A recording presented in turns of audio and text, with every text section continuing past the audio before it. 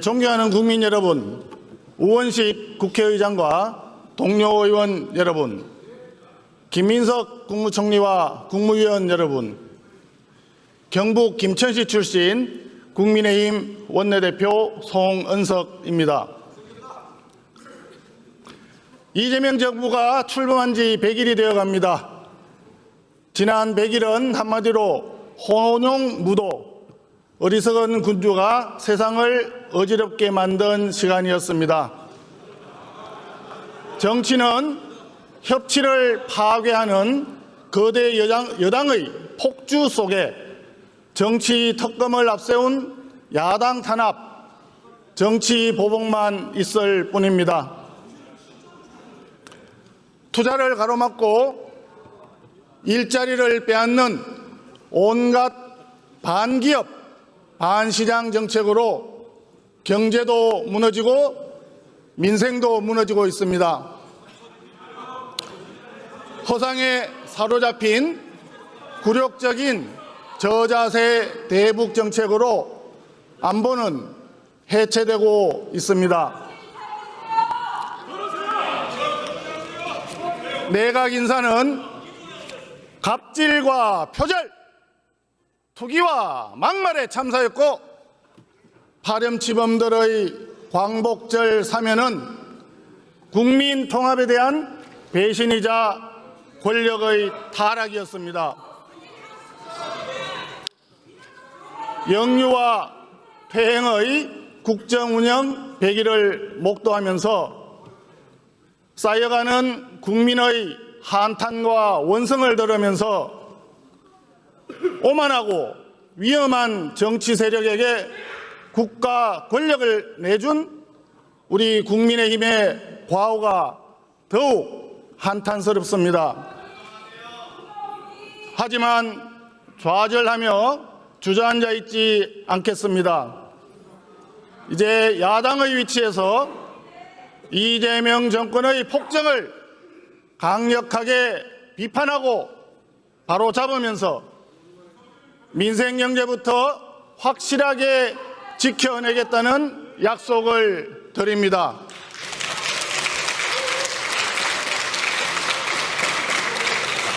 존경하는 국민 여러분, 우리 국민이 국회에 가장 바라는 것이 무엇이겠습니까? 어려운 민생을 돌보면서 보다 나은 내일을 준비하는 것일 겁니다. 배려와 존중, 대화와 타협, 바로 상생의 정치를 하라는 것입니다. 그런데 작금의 우리 국회의 모습이 어떻습니까? 다수 의석을 앞세운 집권 여당의 일방적인 폭주와 의회 독재의 횡포만이 가득합니다. 총 25차례 열린 인사청문회, 자료 제출도 없고 증인, 참고인 신청도 거부하면서 청문회를 요식행위로 무력화시켰습니다.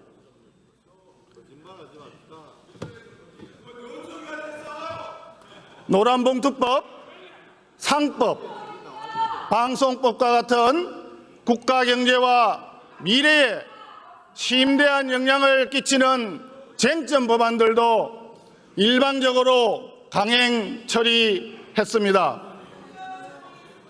원내 2당이 맡아야 할 핵심 상임위원장직을 강탈해 가더니 간사 선임까지 거부하면서 야당 추천목 국가위원까지 부결시키는 횡포를 부렸습니다. 여당 대표는 걸핏하면 해산 운운하면서 야당을 겁박하고 모독하는 반지성의 언어폭력을 가하고 있습니다. 자신들의 전매 특허인 내란 정당 프레임을 씌워서 야당 파괴, 보수 괴멸의 일당 독재를 구축하려 하고 있습니다. 이것이 지난 100일의 부끄러운 자화상입니다. 진지하게 충고합니다. 권력은 손에 쥔 모래와 같습니다. 세게 쥐려고 하면 질수록 빠르게 빠져나가는 모래처럼 권력은 단맛에 취하는 순간 브레이크 없는 추락이 시작됩니다.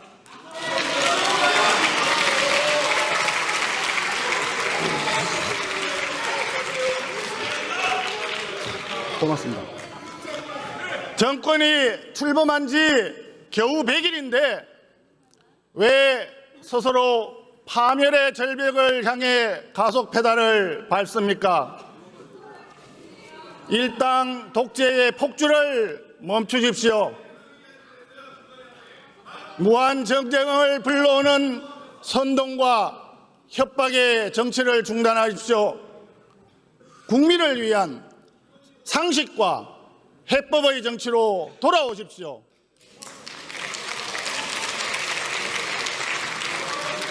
그것만이 나라가 살고 정권도 사는 길입니다.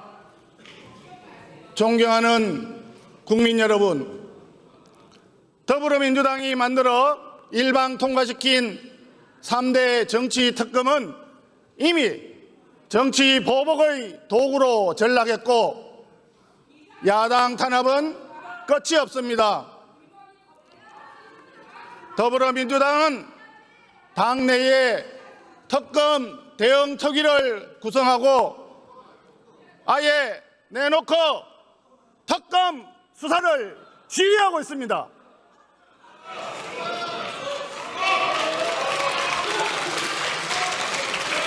나흘 전 이재명 대통령은 관봉권 띠지 사건을 특검에 넘기라고 지시했는데 노골적인 수사 개입입니다. 특검은 무차별적인 과잉 수사로 이에 화답하고 있습니다. 뚜렷한 증거도 없이 특검은 국민의힘 의원들의 의원회관, 지역구 사무실, 자택까지 닥치는 대로 압수수색을 계속하고 있습니다. 우리 당이 전당대회를 치르는 동안에 중앙당사에 들이닥쳐서 계좌번호까지 포함한 500만 당원 명부를 압수하려고 했습니다. 국회 본청에 있는 야당 원내대표실까지 밀고 들어오는가 하면 당 사무처 직원들의 핸드폰, 노트북, 차량, 여행 가방까지 대거 압수수색을 했습니다. 우리 당 일부 의원님들을 피의자로 소환장까지 발송했습니다. 독재국가에서나 벌어지는 정치폭력입니다. 정당 민주주의에 대한 말살책동입니다.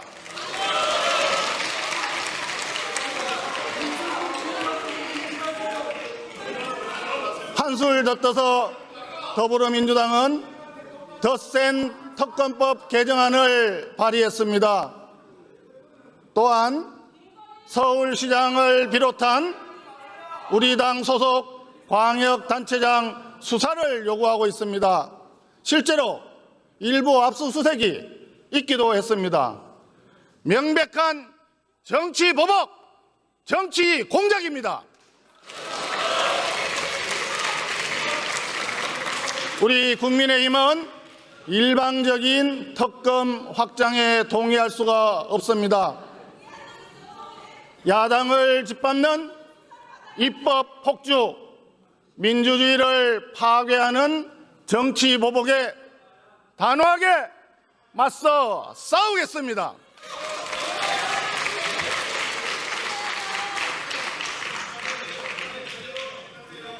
그런데 특검으로도 부족해서인지 특별 재판부를 설치하겠다고 합니다. 과거에 반민특위 특별재판부나 3.15 부정선거 특별재판부와는 달리 헌법적 근거도 없는 명백한 위헌입니다. 대법원도 이런 이유로 분명하게 반대 입장을 밝혔습니다. 결국은 수사도 재판도 판결도 다 자기들이 마음대로 하겠다는 것인데 인민재판과 무엇이 다릅니까?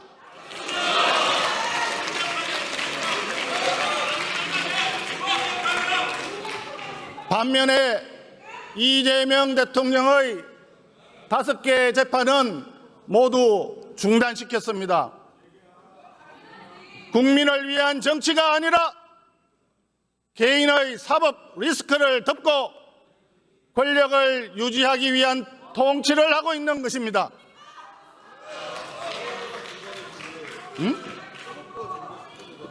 여러분이 입만 열면 외치는 민주주의가 이런 모습은 아닙니다. 그럴 바에는 차라리 민주라고 하는 위선의 탈을 벗어 던지고 더불어민주당이 아니라 나홀로 독재당으로 당명을 바꾸십시오.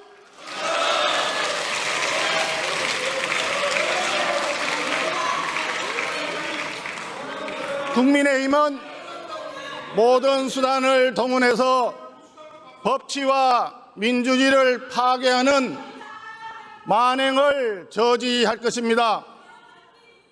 이에 따른 국정혼란과 파국의 책임은 전적으로 이재명 정권에 있다는 점을 분명히 밝혀둡니다.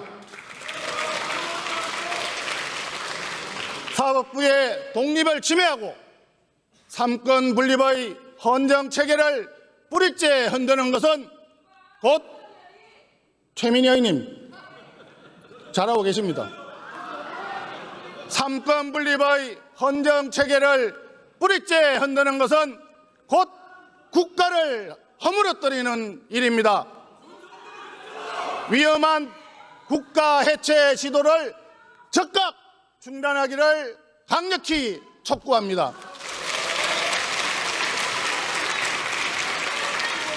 존경하는 국민 여러분, 정부 여당이 졸속으로 추진하고 있는 검찰 해체 사법은 잘못된 것입니다.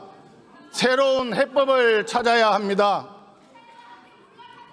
정부 여당은 검찰의 수사권을 전면 폐지하고 경찰이 송치한 사건에 대한 보완 수사마저도 금지하려고 합니다. 국민을 대신해서 묻겠습니다. 더불어민주당이 만든 공수처와 특검에게는 수사권과 기소권을 몽땅 다 주면서 왜 검찰의 수사권은 빼앗아야 하는 겁니까? 만약 검찰의 보완 수사까지 폐지하게 되면 경찰에서의 잘못된 수사는 누가 어떻게 통제하고 보완합니까? 결국 이 모든 피해는 고스란히 국민에게 돌아가게 됩니다. 검찰 해체는 단순한 행정 개편이 아니에요. 1949년 검찰청법 제정 이후 76년간 유지해온 대한민국의 형사사법 체계를 근본적으로 바꾸는 중대한 사안입니다. 이런 중대한 입법을 여야 합의도 없이 사회적 수기도 없이 국민의 동의도 없이 빨리빨리 속도로 몰아치는 게 말이 됩니까?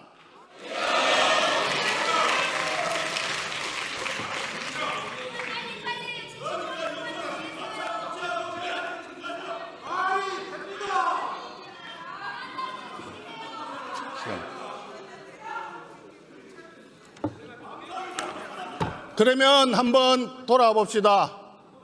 문재인 정권 말기에 검수완박법을 졸속 처리했습니다. 그 결과를 한번 보십시오. 민생범죄 수사 역량은 급격하게 떨어지고 수사와 재판 시간은 한없이 지연되었습니다. 결국 국민들만 피해를 입었습니다. 지금 중요한 것은 속도가 아니라 방향입니다. 그래서 더불어민주당에 다시 한번 제안을 합니다. 국회에 사법개혁특위를 구성하고 검찰개혁을 함께 논의합시다.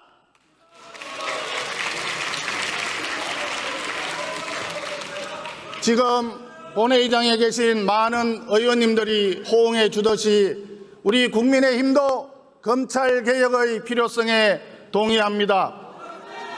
사회적 약자 보호를 최우선시하는 검찰개혁이 필요하다고 생각하고 있습니다. 이미 개혁의 방향과 중요 정책에 대한 밑그림은 마련되어 있습니다. 사개특위에서 여야가 함께 머리를 맞대고 책임 있는 검찰개혁 논의를 이어갈 것을 제안합니다.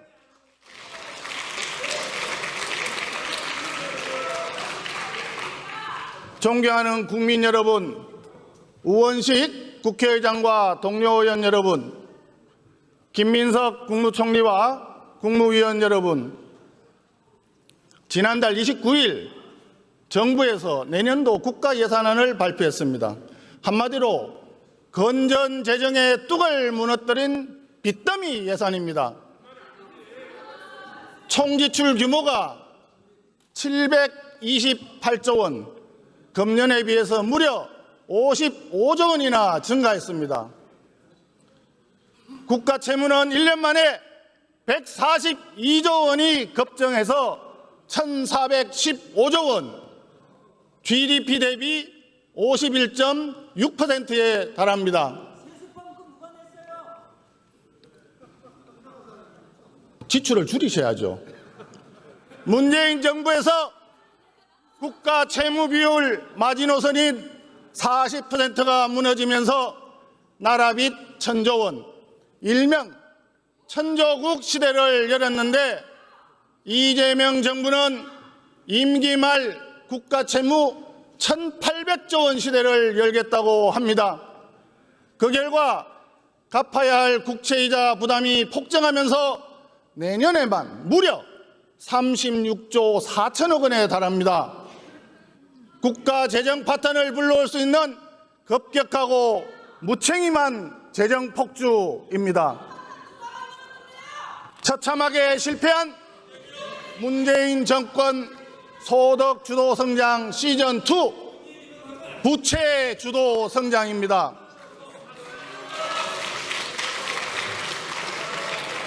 나라 빚을 갚아야 할 미래 세대를 약탈하는 재정 폐륜입니다, 여러분.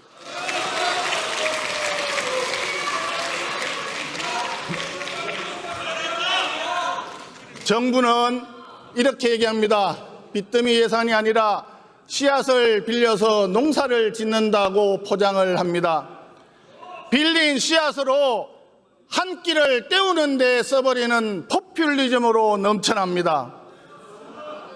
이 대통령의 대선 공약이었던 아동수당의 35조 8천억, 농어촌 기본소득의 11조 5천억, 지역사랑 상품권의 24조 원, 지방선거를 대비하는 현금성 예산이 대거 포함되어 있습니다.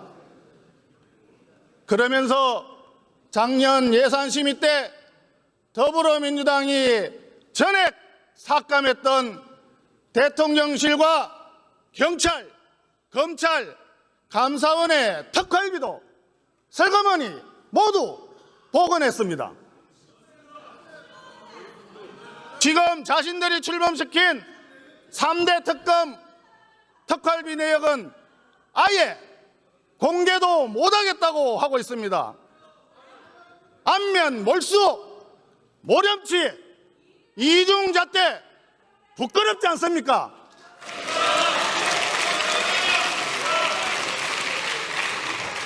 설상가상으로 며칠 전 정부는 국가 채무 비율이 40년 후에는 GDP 대비 156%까지 폭등할 것이라는 전망을 내놓았습니다.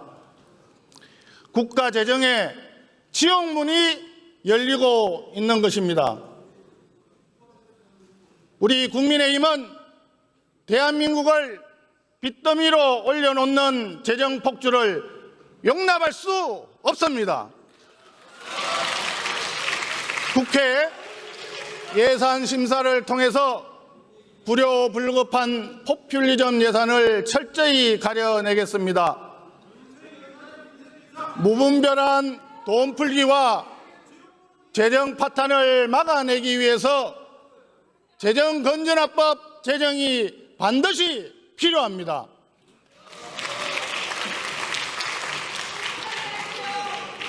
금년도 본예산 기준으로 법률에 따라 반드시 지출해야 하는 의무 지출 비중이 54.2%에 달합니다.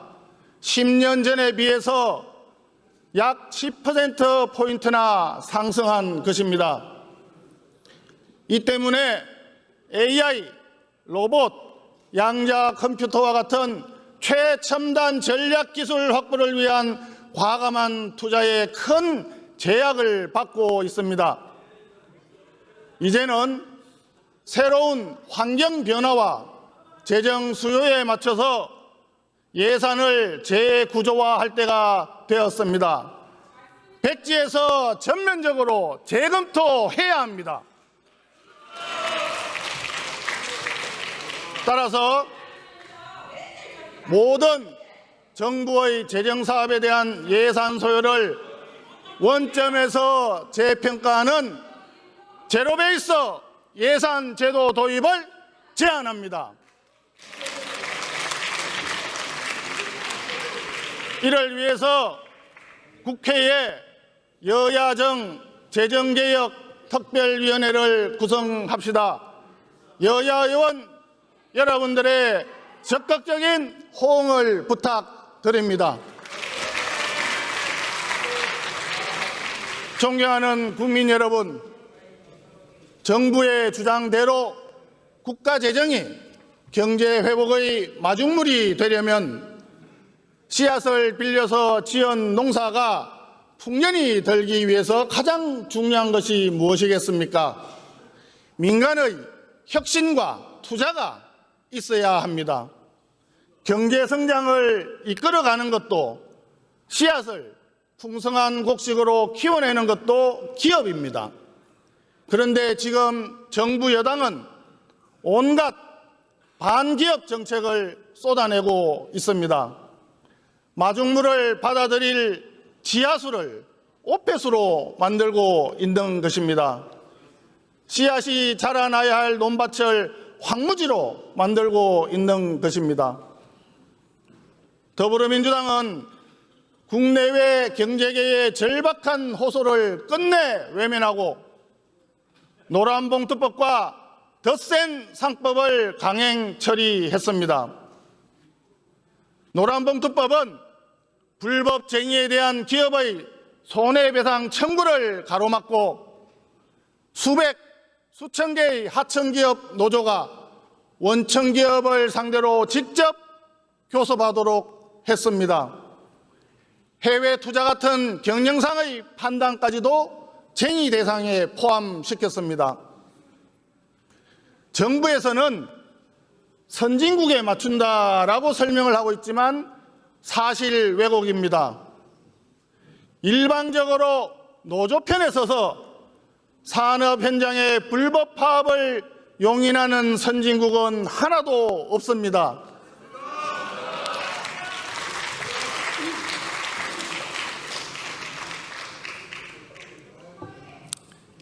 법을 시행하기도 전에 벌써부터 폐해가 나타나고 있습니다. 민노총 산하, 현대제철 협력사 노조, 네이버의 7개 자회사, 또 발전소 노조가 원청기업을 상대로 집단행동을 시작했습니다. HD 현대중공업과 HD 현대미포 노조는 미국 조선시장 진출에 반발해 파업을 시작했습니다. 정부가 자랑하던 마스가 프로젝트가 시작도 하기 전에 노란봉투법에 발목이 잡힌 것입니다. 법이 본격 시행되면 거짓말인지 아닌지 산업 현장의 대혼란이 불을 보듯 뻔합니다. 더 센 상법은 감사위원 분리 선출과 집중 투표제를 강제하여 기업 경영권을 상시적으로 위협하는 경영 마비법입니다. 국내 투자자를 보호하는 것이 아니라 외국 투기자본의 탐욕만 채워주게 될 것입니다. 여기에 정부 여당은 자사주 소각을 강제하는 3차 상법 개정안까지 추진하겠다고 합니다.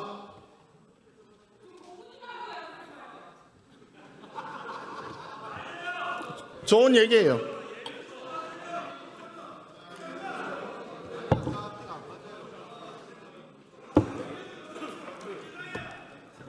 여기 300명의 국회의원들이 각자 다 열심히 공부를 하고 와서 본회의장에 앉아 있는 줄 압니다. 가뜩이나 기업 방어장치가 없는 우리 기업은 외국계 자본, 적대적 M&A에 무방비로 노출될 우려가 있습니다. 노란봉투법, 더 센 상법은 결국 한국에서 사업을 하지 말라는 기업 단두대법입니다. 투자를 죽이고 청년들의 일자리를 빼앗고 기업을 외국으로 내쫓는 자해적 경제정책입니다. 저는 이재명 대통령이 성공한 대통령이 되기 바랍니다.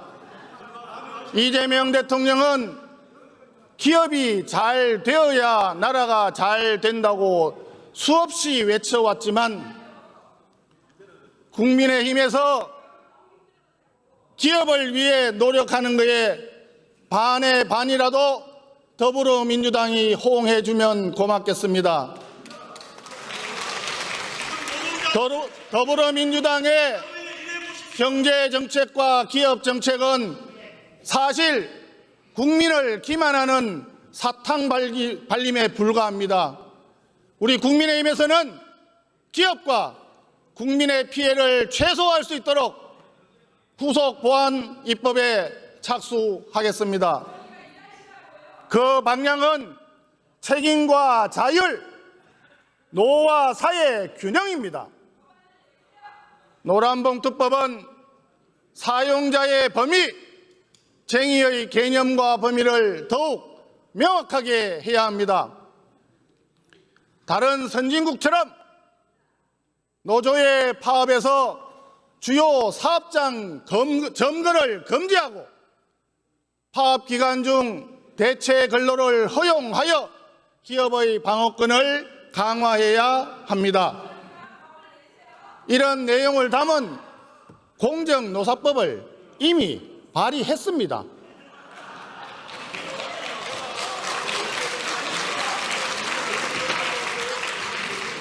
상법 개정안은 경영 판단 원칙을 명문화하고 기업 활동을 극도로 위축시키고 있는 배임제도 현실에 맞게 개선해야 합니다. 주요 선진국처럼 신주 인수 선택권, 차등 의결권을 도입하여 경영권 방어를 최소한 지원해야 합니다. 글로벌 추세에 발맞춰서 상속세와 법인세는 더욱 낮춰서 중산층과 기업의 과도한 세금 부담도 덜어주어야 합니다. 우리 당은 주식시장 활성화를 위해서 양도소득세 대주주 기준을 현행 50억 원에서 100억 원으로 완화하는 법안을 이미 발의했습니다.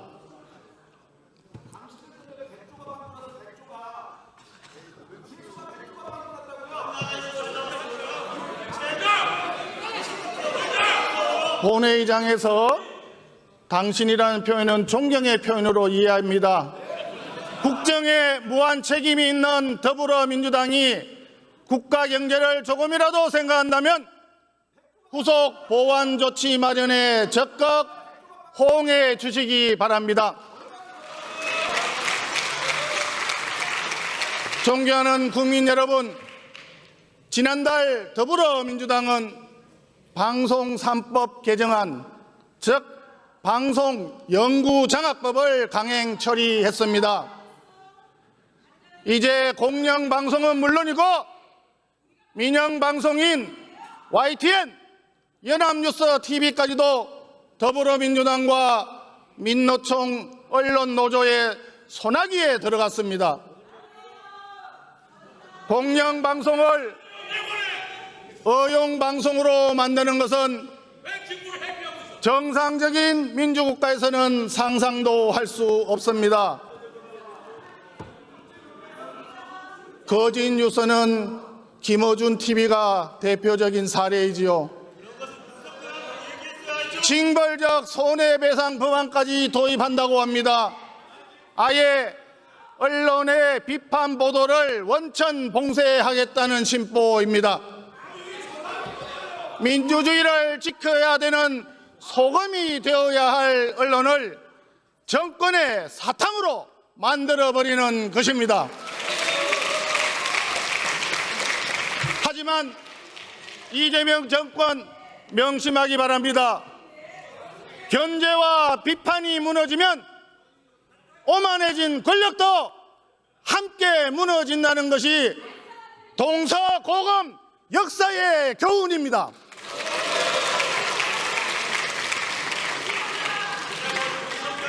여러분들이 참으로 좋아하는 1980년대 땡전 뉴스는 50 정권 수호의 천병이었지만 독재 정권 붕괴의 시발점이 되었다는 사실을 꼭 기억하십시오. 공영방송의 주인은 정권이나 정파가 아니라 국민입니다. 이번에 개정된 방송장악 3법은 폐지되어야 합니다. 대신에 여야 공영방송 법제화 특위를 구성합시다. 원점에서 방송개혁 논의를 다시 시작할 것을 제안합니다.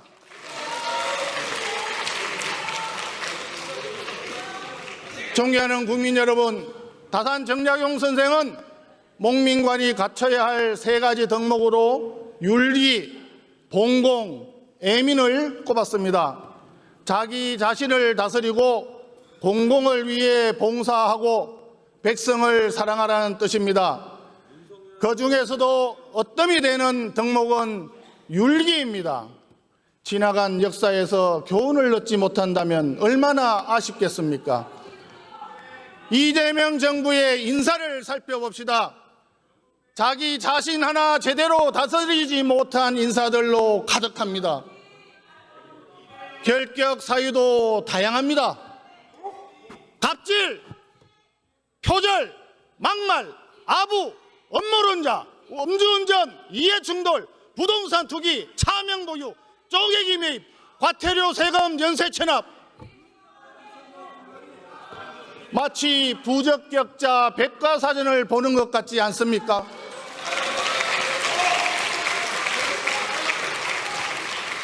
이제 최악의 인사 참사인 최교진 후보자 임명까지 강행한다면 대통령, 국무총리, 그리고 장관들까지 도합 전과 22범의 범죄자 주권정부가 완성됩니다.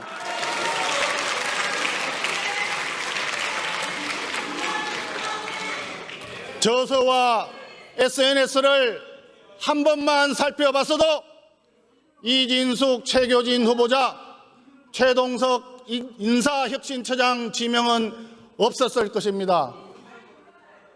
SNS에 나온다는 이유로 우리 당이 지명한 인권위원 후보를 부결시켰던 더불어민주당 아닙니까? 도대체 이재명 정권에서 인사검증 시스템이 완전히 무너진 것입니까? 아니면 인사검증이 아예 존재하지 않는 것입니까? 기본적인 검증조차 없다는 것이 도저히 납득이 안 됩니다. 그러다 보니까 성남 라인 3인방이 밀실에서 인사를 전횡한다는 소문이 끊이질 않습니다. 극소수 최측근 중심의 밀실 인사 당장 중단하십시오. 공적인 인사 검증 시스템 다시 바로 세울 것을 요구합니다.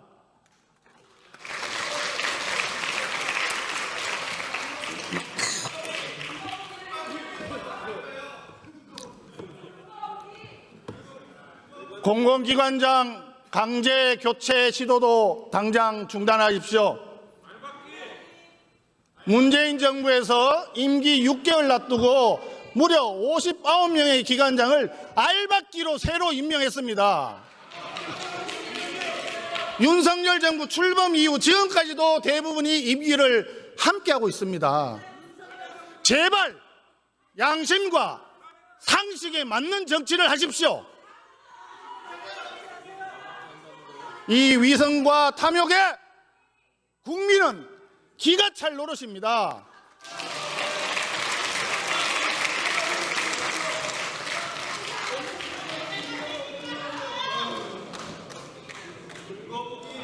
존경하는 국민 여러분, 우원식 국회의장과 국회의원 동료 여러분, 김민석 국무총리와 국무위원 여러분, 지난달 28일 열린 한미 정상회담은 얻은 것 없는 빈손 쭉정이 회담이었습니다. 이번 정상회담 결과 한국은 5천억 달러 규모의 대미 투자를 약속했습니다. 5천억 달러는 우리나라 GDP 대비 26.7%에 달하는 막대한 규모입니다. 일본의 대미 투자 5,500억 달러는 GDP 대비해서 13%, EU의 1조 3,500억 달러는 GDP 대비해서 6.9% 수준입니다. 여기에 비교해도 매우 과도하고 불평등한 부담입니다. 그런데 이처럼 엄청난 선물 보따리를 줬는데 무엇을 받아왔습니까? 자동차 관세 도대체 언제 15%로 낮아지는 겁니까? 쌀과 소고기를 비롯한 농산물 개방 정말 막았습니까? 3,500억 달러 투자 패키지 조정 도대체 어떻게 되었는지 국민은 알 길이 없습니다. 주한미군 역할 재조정을 비롯한 한미동맹 현대화에 대해서 왜 아무런 발표가 없습니까? 국민은 참으로 답답합니다.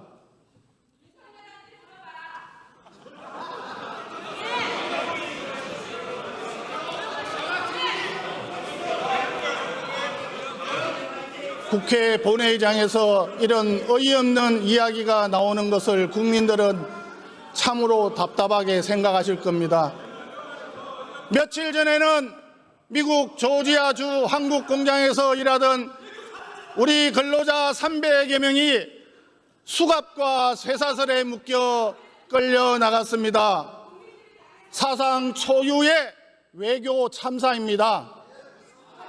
자화자찬하던 정상회담 결과가 고작 이것이란 말입니까?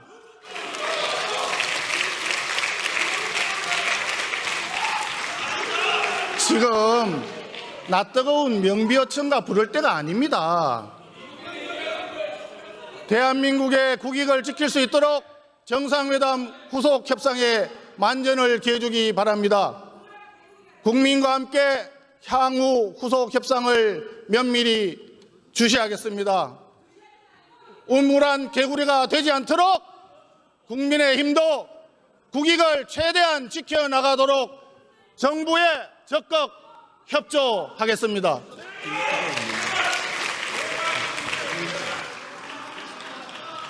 국가안보는 냉엄한 현실에서 출발해야 합니다.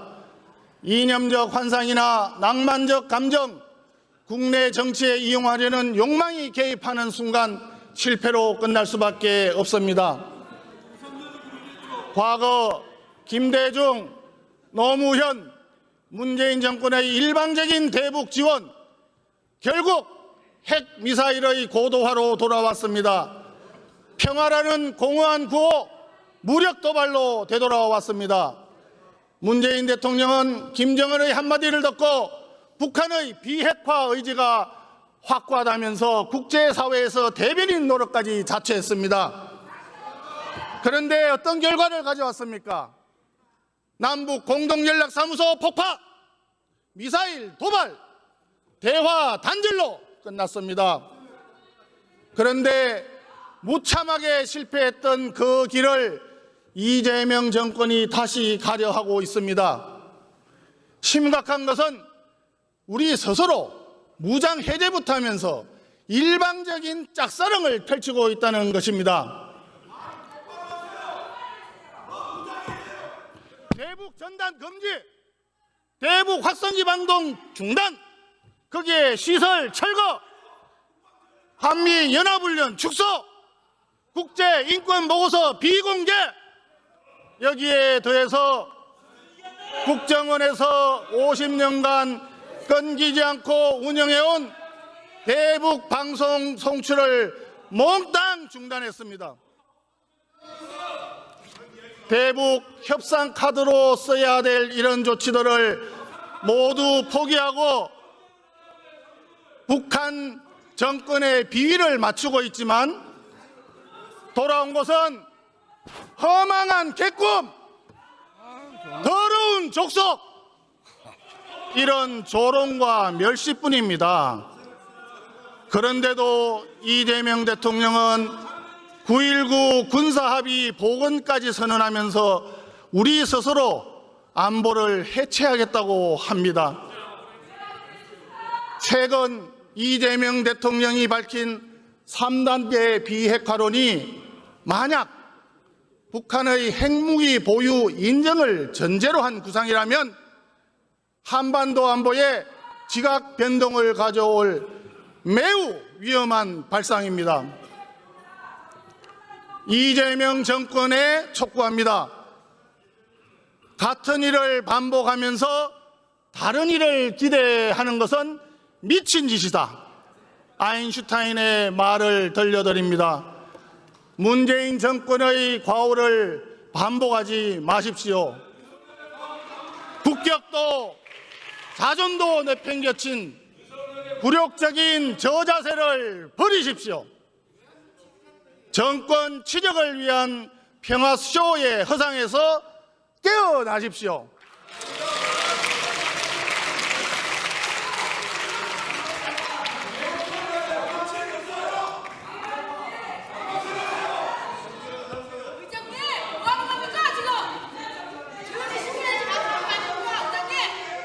조용히 하세요. 더불어민주당의 열화와 같은 호응에 감사드리면서 한 번 더 말씀드립니다. 지금 대한민국에 필요한 것은 당당하고 실질적인 대북 억지력 강화입니다.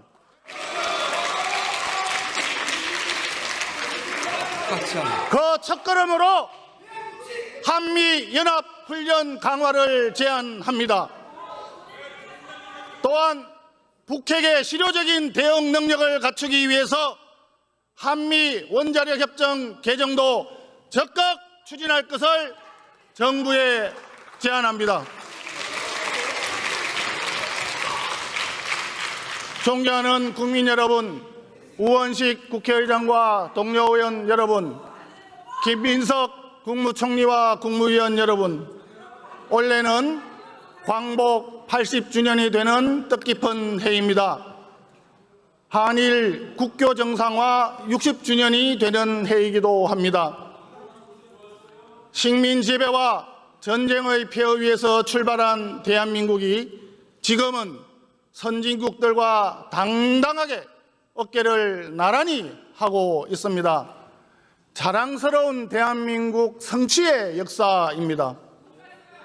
인류 문화사를 새로 쓰고 있는 한류를 보십시오. 최근 K-팝 데몬 헌터스의 흥행에서 보듯이 K-팝, K-드라마, K-무비, K-푸드가 지구촌 곳곳으로 퍼져나가면서 세계인에게 큰 기쁨과 신선한 영감을 주고 있습니다.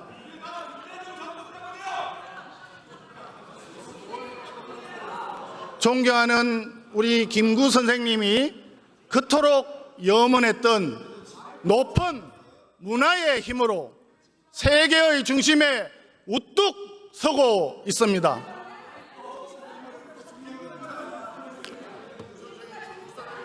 그런데 지금 이 자리에서 목도하듯이 대한민국 정치 모습 어떻습니까?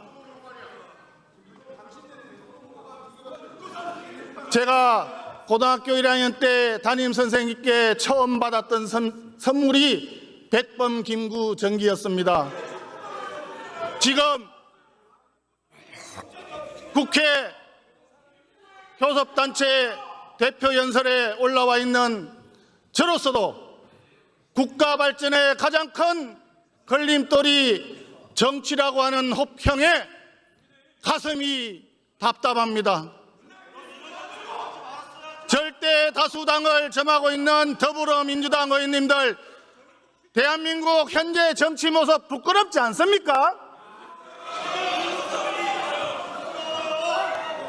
지금 우리 정치도 이제는 선진화의 길로 방향을 틀어야 합니다. 국민을 편안하고 잘 살게 만드는 정치의 본령을 찾아갑시다. 비상계엄과 내란은 동일한 것이 아닙니다. 이 시간에 우리가 고민해야 될 대한민국 정치의 모습은 자기 수양과 사회적 책임을 다했던 선비 정신을 다시 되찾아야 하는 것입니다.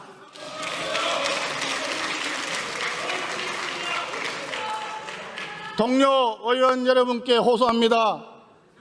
지금보다 좀 더 깨끗하고, 좀 더 정직하고, 좀 더 반듯한 정치를 만들어 봅시다. 그렇게 하기 위해서 존경하는 이재명 대통령과 더불어민주당에 촉구합니다. 손에 들고 있는 망치를 내려놓으십시오. 말로는 협치를 외치면서 야당 파괴에 골몰하는 표리부동 양도구육의 국정운영 당장 그만두십시오.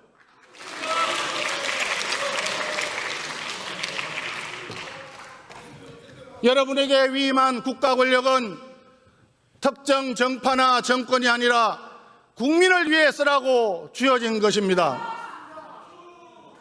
시급한 국가적 당면 과제 해결에 주체하지 못할 그 막강한 힘을 사용하십시오. 한번 돌아보십시다. 금년도에 0.9%로 예상되는 성장률 어떻게 회복할 것입니까? 세계에서 가장 빠르게 진행되고 있는 저출산 고령화 어떻게 극복할 것입니까? 청년층과 미래 세대를 위협하는 연금 구조개혁 어떻게 할 것입니까? 시시각각 지역의 생존을 위협하고 있는 지방 소멸에 대한 대책을 어떻게 세울 것입니까? 양극화 문제는 또 어떻게 해소할 것입니까? 국가 사회를 지탱하는 허리인 중산층은 또 어떻게 육성할 것입니까?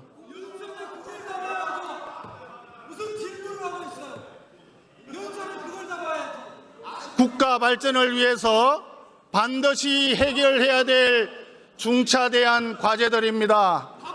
하지만 어느 것 하나 쉽지 않습니다. 이 문제에 대한 답은 집권 여당과 정부에서 내놓아야 합니다.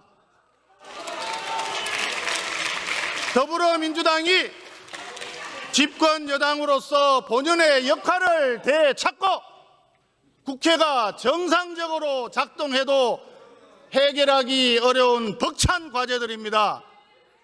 이런 문제들을 놓고 여야가 밤새 토론하고 협의하며 대책을 마련하는 것이 바로 국민이 바라는 정치 아니겠습니까?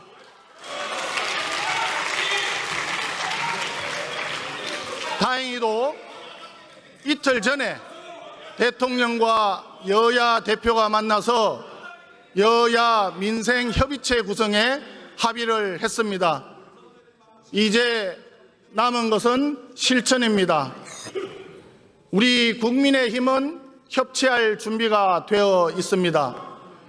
정책적 대안도 가지고 있습니다. 어떤 선택을 하느냐는 집권 여당에 달려 있습니다. 절대 다수를 점하고 있는 더불어민주당은 본인들이 결정만 하고 선택을 한다면 못할 게 없습니다. 왜 이런 국가적 난제에 대해서 힘을 쓰지 않는 것입니까? 존경하는 국민 여러분, 우리 국민의힘은 소수이지만 새로운 각오로 다시 출발하겠습니다. 이재명 정권의 반민주, 반경제, 반통합의 국정 운영을 바로 잡겠습니다. 야당을 파괴하는 일당 독재의 폭거에는 단호하게 대응하겠습니다. 집권 여당보다 먼저 민생을 살피면서 유능한 정책 정당으로 거듭 나겠습니다.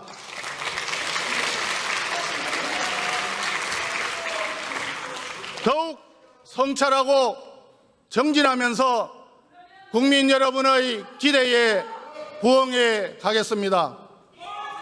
항상 지켜봐 주시고 격려해 주시고 지도해 주시기 바랍니다.